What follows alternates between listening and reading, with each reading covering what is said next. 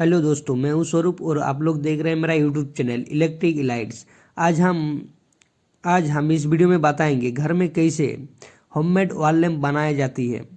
चलिए वीडियो की ओर।